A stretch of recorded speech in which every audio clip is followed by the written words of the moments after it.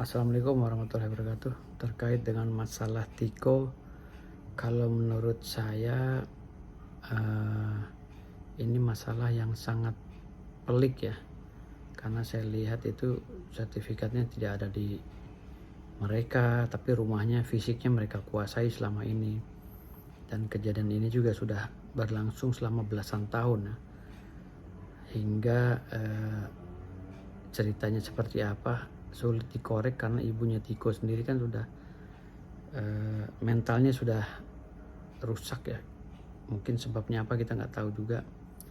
Banyak rumor beredar dari pendapat-pendapat orang ya. Menurut saya berdasarkan opini aja gitu.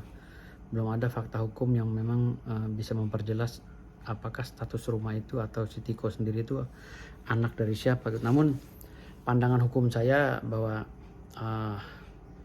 Tiko telah mempunyai hak di dalam rumah tersebut gitu.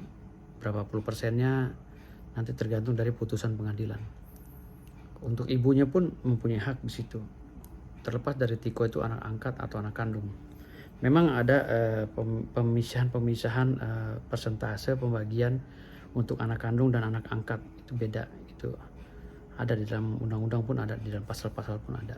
Itu hak keperdataannya ada juga itu. Apalagi Tiko masuk dalam lingkup keluarga tersebut, itu diakui oleh anak, diakui anak oleh ayahnya dan ibunya gitu. Tapi itu kalau berbicara pada opini yang berkembang bahwa Tiko bukan anak kandung.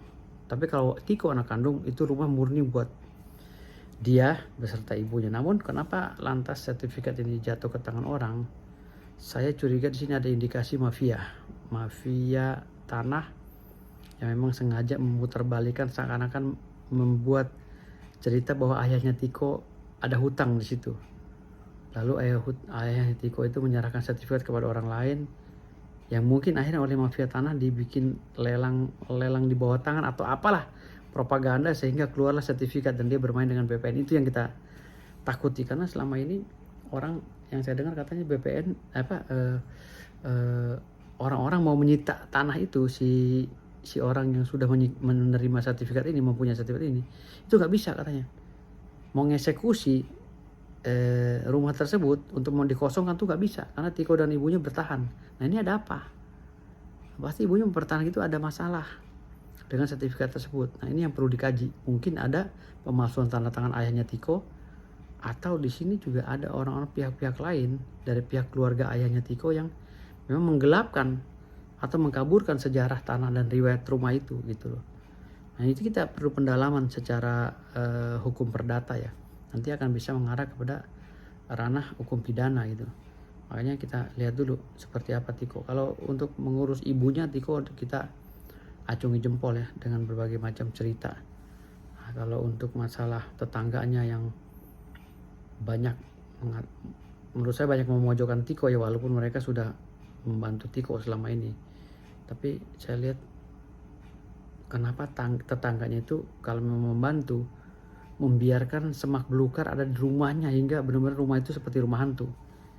Itu. Jadi tetangga ini kalau menurut saya ya, pendapat saya kurang penuh nih untuk membantu Tiko, kurang penuh.